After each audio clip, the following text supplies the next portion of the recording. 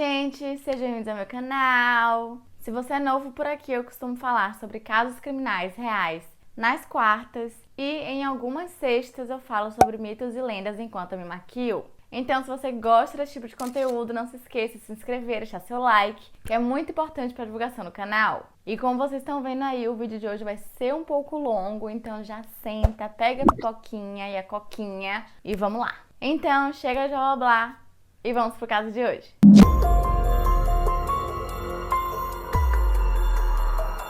Dee Blanchard nasceu como Claudine Petrie em Shark Bay, em Louisiana, perto da costa do Golfo em 1967, e cresceu com sua família nas proximidades de Golden Meadow.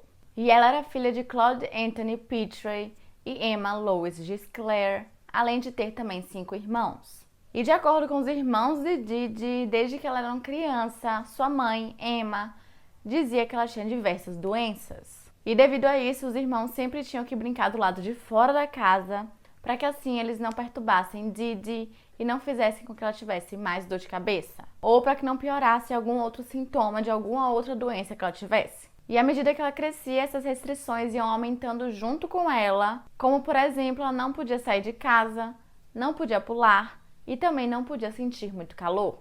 E se Dee não quisesse fazer alguma coisa, ela não precisava. E enquanto todos os outros irmãos dividiam um quarto, Dee sempre dormia com sua mãe. E desde sempre ela foi uma pessoa de difícil convivência, porque ela sempre queria as coisas do jeito dela. E se determinada coisa não acontecesse do jeito que ela queria, ela ficava com muita raiva. Muita gente disse até que ela roubava as coisas de outras pessoas como vingança.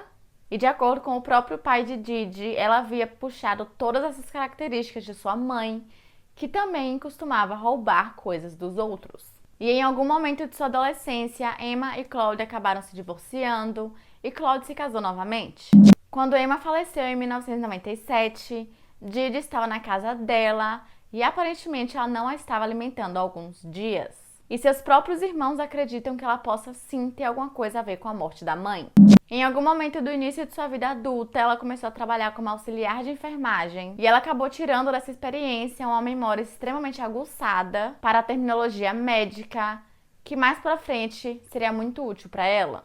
Aos 24 anos de idade, Dee conheceu Rod Blanchard, que na época tinha 17 anos, em um boliche, onde estava tendo a apresentação de uma banda, e não demorou muito até que eles começassem a namorar. Em uma certa manhã, após uns 6 meses de relacionamento, Dee chamou Rod para conversar, e foi nesse momento que ele disse que estava grávida dele, e então, pouco tempo depois, eles se casaram, antes que o bebê nascesse. E então, no dia 27 de julho de 1991, nasceu Gypsy Rose Blanchard. E logo após o nascimento, Rod fez 18 anos de idade, e foi aí que ele decidiu pedir divórcio, porque ele percebeu que ele havia pedido ela em casamento pelos motivos errados. Dee tentou voltar com ele algumas vezes, mas ele não queria mais nada. Segundo diversos relatos, Gypsy nasceu uma criança extremamente saudável, apesar de ter nascido prematura. Mas com apenas 3 meses de idade, ela passou a frequentar muitos hospitais. Dee disse acreditar que Gypsy parava de respirar durante a noite, porque sofria de apneia do sono, mas Rod disse que os médicos não encontraram nada de errado com sua filha. Mesmo assim, Dee havia se convencido de que tinha algo errado com sua filha, devido a um distúrbio cromossômico não especificado. Ela tirou Gypsy da escola antes de a menina chegar à 3ª série, optando por estudar em casa. Gypsy conseguiu aprender a ler por conta própria através dos livros da saga Harry Potter. E quando ela tinha 7 ou 8 anos, ela estava andando na motocicleta de seu avô quando ela se envolveu em um pequeno acidente. Ela sofreu um ferimento no joelho, que sua mãe disse ser o sinal visível de lesões que exigiriam várias cirurgias para serem tratadas adequadamente. A partir disso, Gypsy, que já havia sido obrigada a usar andador, ficou confinada a uma cadeira de rodas, embora tivesse plena capacidade de andar por conta própria. Em 2001, ela participou das Olimpíadas Especiais e foi lá a primeira vez que Dee mudou a idade de sua filha, dizendo que ela tinha 8 anos, quando na verdade ela tinha 10. E quando Rod Blanchard acabou se casando novamente, Claudine foi para casa de seu pai e sua madrasta, e mais tarde eles afirmaram que Claudine chegou a envenenar a comida de sua madrasta, fazendo com que ela ficasse 6 meses de cama. E durante esse tempo ela chegou a ser presa algumas vezes por delitos menores incluindo cheques sem fundos. E quando os Petrie começaram a questionar sobre as doenças de Gypsy, porque eles não acreditavam que ela fosse tão doente quanto Didi afirmava, e também a suspeitar do envenenamento de sua madrasta, Didi pegou Gypsy e foi embora para Slidell. E lá elas moravam em alojamentos públicos, onde pagavam suas contas com o dinheiro da assistência médica que Didi recebia devido às complicações de suas cirurgias e também da pensão que o Rod pagava todos os meses. Elas passavam a maior parte do seu tempo indo em hospitais à procura de tratamentos para as doenças de Gypsy, que agora haviam aumentado para problemas de audição e visão. E embora uma biópsia muscular tenha mostrado que ela não tinha nenhuma distrofia muscular, Didi conseguiu ainda assim convencer os médicos a dar outros tratamentos para outras doenças. E após dizer que Gypsy sofria com convulsões a cada alguns meses, os médicos prescreveram anticonvulsivantes para ela, além de várias cirurgias terem sido realizadas nesse mesmo período. Em agosto de 2005, Slidell foi atingido pelo furacão Katrina, que teve a energia cortada por semanas. Didi e Gypsy foram para um abrigo para necessidades especiais em Covington, onde alegaram que seu antigo apartamento havia sido arruinado e que os registros médicos de Gypsy e sua certidão de nascimento foram destruídas pelo furacão. Lá, elas conheceram um médico que sugeriu que elas se mudassem para o Missouri e no mês seguinte elas pegaram um avião. No início, Claudine e Gypsy moravam em uma casa alugada em Aurora, no sudoeste do estado. Durante seu tempo lá, Gypsy foi homenageada pela Fundação Ollie, que defende os direitos dos receptores de sonda alimentar, como também o Prêmio de Criança do Ano em 2007. Em 2008, a Habitat for Humanity construiu para eles uma pequena casa com uma rampa para cadeiras de rodas e banheira de hidromassagem que facilitariam muito a vida de Gypsy. A história de uma mãe solteira com a filha gravemente incapacitada, forçada a fugir da devastação do Katrina, recebeu considerável atenção da mídia local, e a comunidade muitas vezes ajudou a mulher que agora era Claudinea Blanchard, com um E a mais no final, e que eles conheciam como Didi. O apoio incluiu muitas contribuições de caridade. Em Louisiana, a mãe e filha tinham ficado em casas, como por exemplo a casa do Ronald McDonald, durante suas consultas médicas. No Missouri, elas receberam diversos voos grátis para ver médicos em Kansas City, viagens gratuitas para a Disney, além de passes para os bastidores dos shows de Miranda Lambert através do Make-A-Wish Foundation. E nessa nova comunidade, Didi disse falsamente a todo mundo que o Rod não se importava com elas e que ele era um viciado em drogas, além de que ele não ajudava de jeito nenhum. Mas isso era mentira porque o Rod todos os meses pagava a pensão alimentícia de $1.200, além de sempre ligar para Didi para saber como Gypsy estava. Inclusive, em uma dessas ligações, que foi no aniversário de 18 anos de Gypsy, Didi pediu para que ele não falasse a idade real de sua filha, porque, de acordo com ela, Gypsy ainda acreditava que tinha 14 anos de idade. E Rod continuou a ajudá-las financeiramente até depois que Gypsy fez 18 anos de idade, devido aos seus cuidados médicos extensivos. E ele e sua nova esposa sempre tentavam marcar alguma visita, mas Didi sempre dava alguma desculpa ou marcava para outra data. E aí, quando chegasse a outra data, ela novamente dava alguma outra desculpa. Todos que conheciam Gypsy se encantavam por ela. Ela tinha apenas 1,50 m, tinha uma voz bem fininha e usava óculos gigantes para ela. E além de ter poucos dentes na boca devido ao uso contínuo de medicamentos extremamente fortes. E ela frequentemente usava perucas ou chapéus para esconder sua cabeça raspada, que Didi fazia questão de raspar, porque de acordo com ela, o cabelo de Gypsy cairia de qualquer jeito, então era melhor elas anteciparem isso. E toda vez que Gypsy saía de casa, ela tinha que levar consigo um tubo de oxigênio e um tubo de alimentação. E para controlar a sua filha, no intuito de não a deixar falar algo que não deveria, Didi utilizava de abusos físicos, sempre segurando sua mão na presença de outras pessoas. E sempre que Gypsy dizia algo que sugeria que ela não estava tão doente quanto aparentava, ou parecia ter uma capacidade mental da sugerida pela mãe, ela apertava sua mão com força, e quando as duas estavam sozinhas, Didi batia nela com as mãos ou com um cabide. E as intervenções médicas continuavam. Gypsy disse que ela deve ter passado por uns 100 a 150 médicos durante a sua vida. Suas glândulas salivares foram tratadas com botox e depois extraídas completamente para controlar a sua saliva, que Gypsy mais tarde disse que sua mãe havia induzido essa salivação usando um anestésico antes de visitar o médico. E devido à falta de glândulas salivares, juntamente com os efeitos colaterais da medicação anticonvulsiva, seus dentes acabaram se deteriorando a ponto de a maioria ter que ser extraído e substituído. E tubos foram implantados em seus ouvidos para controlar supostas infecções. Porém, nem todos os médicos foram influenciados pelas afirmações de Didi. Em 2007, o neurologista pediátrico Bernardo Flatterstein chegou a suspeitar do diagnóstico de distrofia muscular e então ele pediu uma ressonância magnética além de diversos exames de sangue que mostraram nada, ou seja, nenhuma anormalidade, nenhuma doença.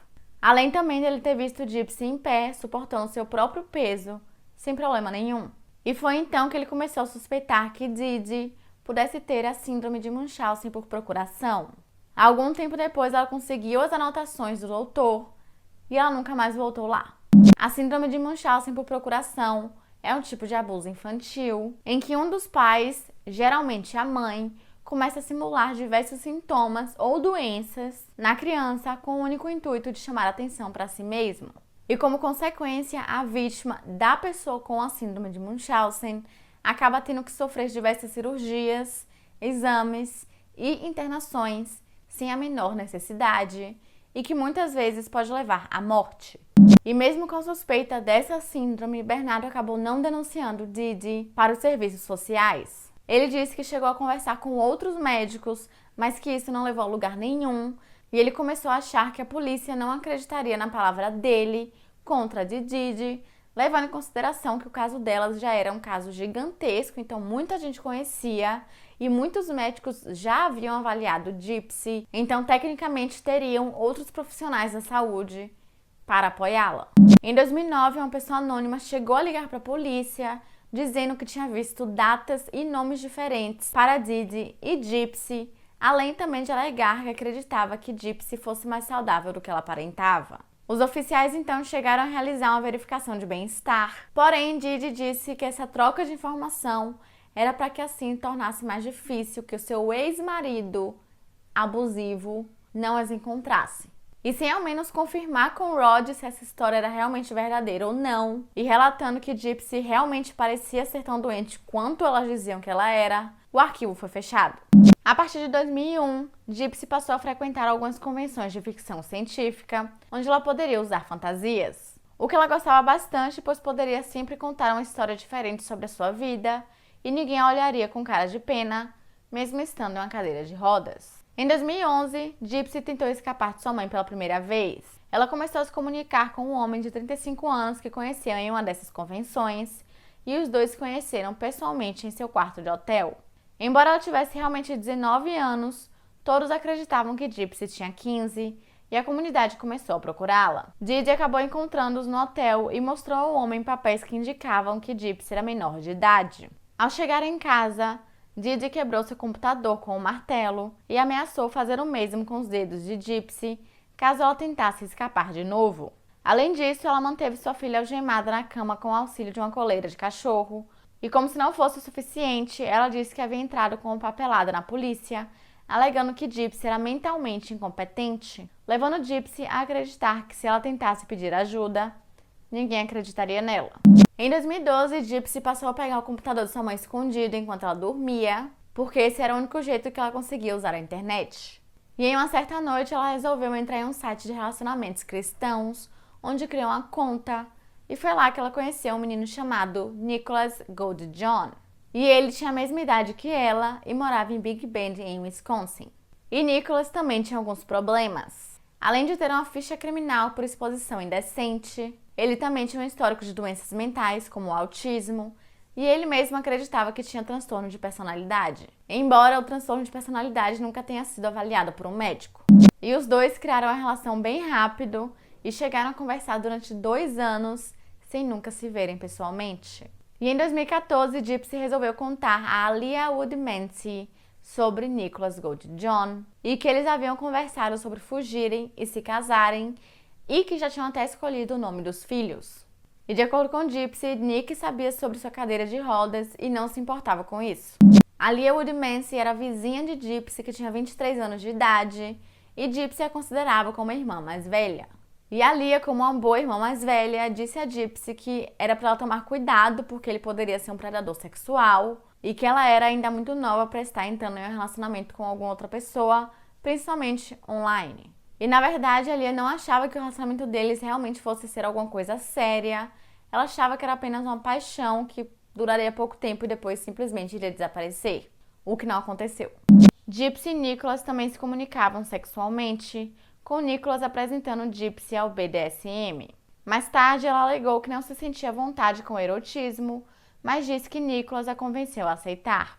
Goldie John dizia que tinha várias personalidades e por conta disso, Gypsy passou a criar algumas personalidades também, para que todas as identidades de Nicholas tivessem uma namorada.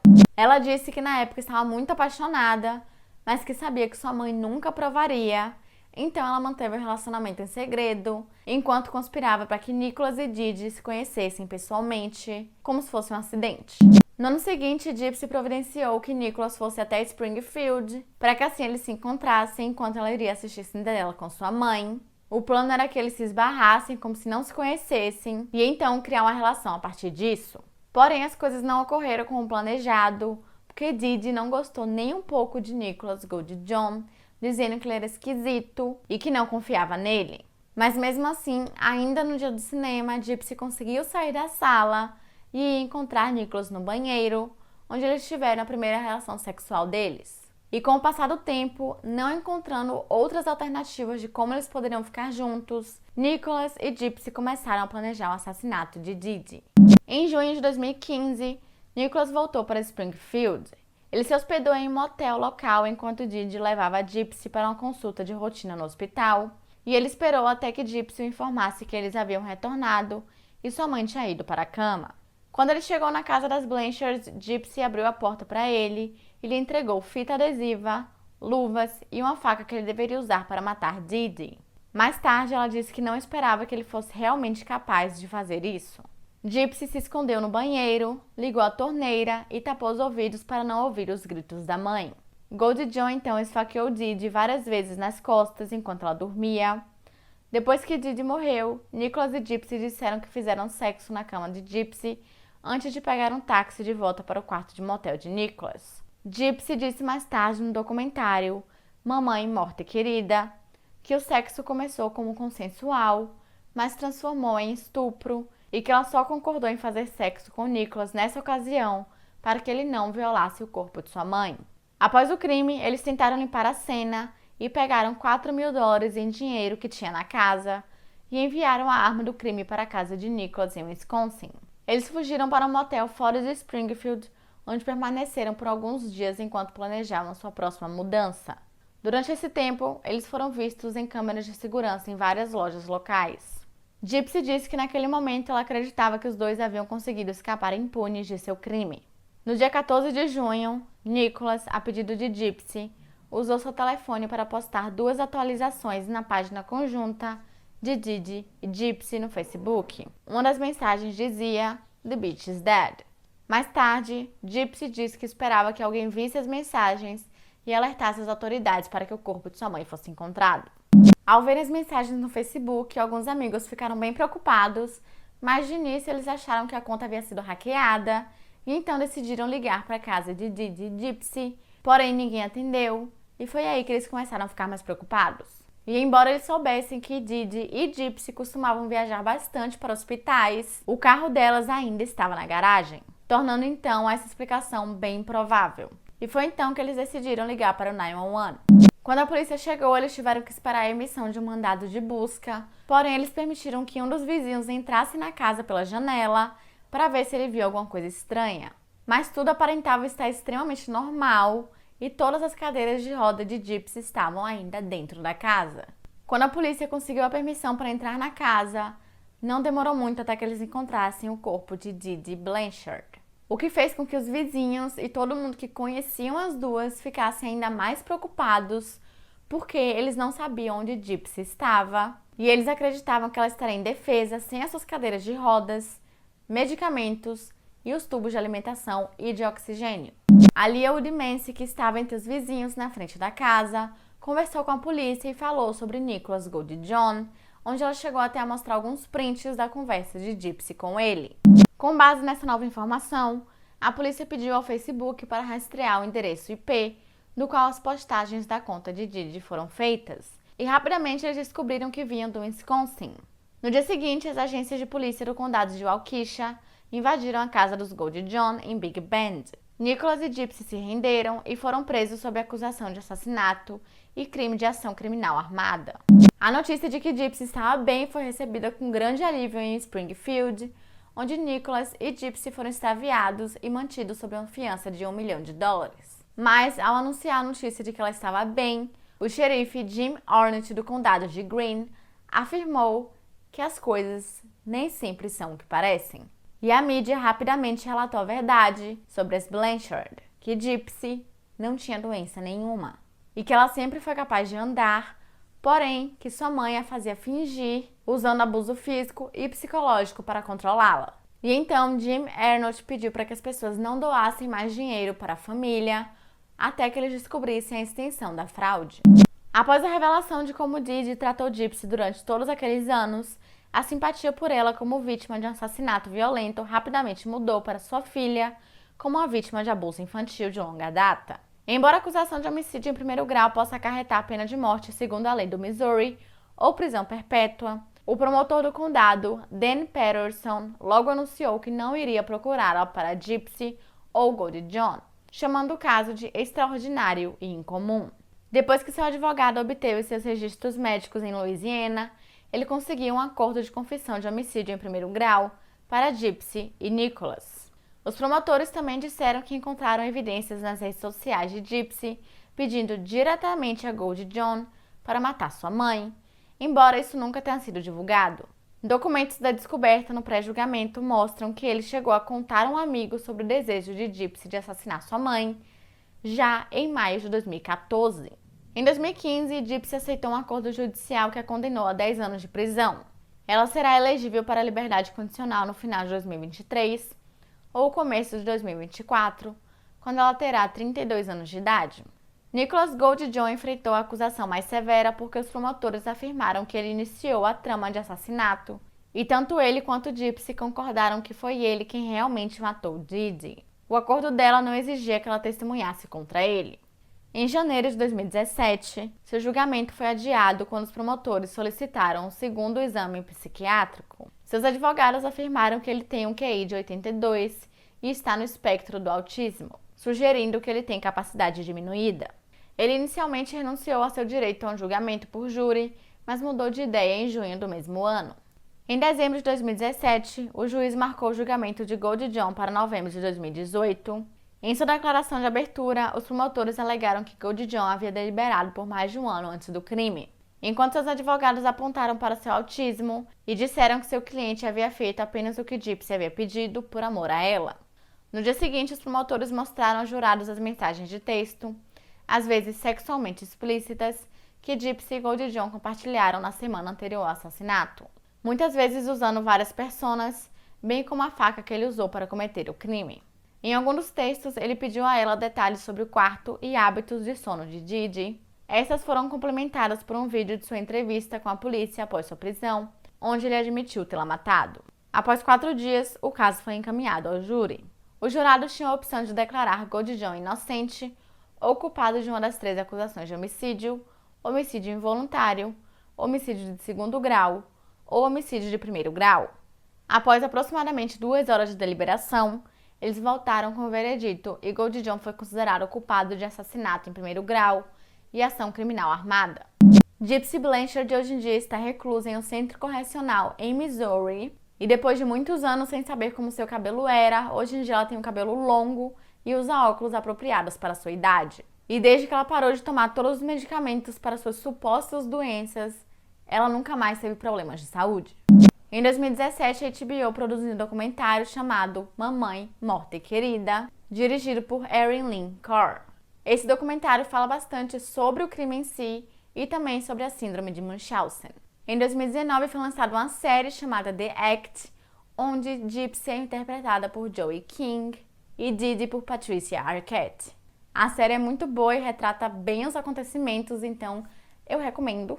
E em 2020, a ID também produziu um documentário chamado Uma Vida de Mentira, retratando também a história de Gypsy e Didi, com diversas entrevistas e fotos sobre o caso.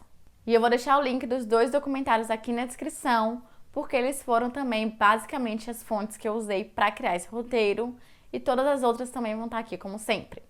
E é isso, gente, esse foi o vídeo de hoje, eu espero que vocês tenham gostado. Se vocês gostaram, não se esqueça de se inscrever e deixar seu like, que é muito importante para a divulgação do canal.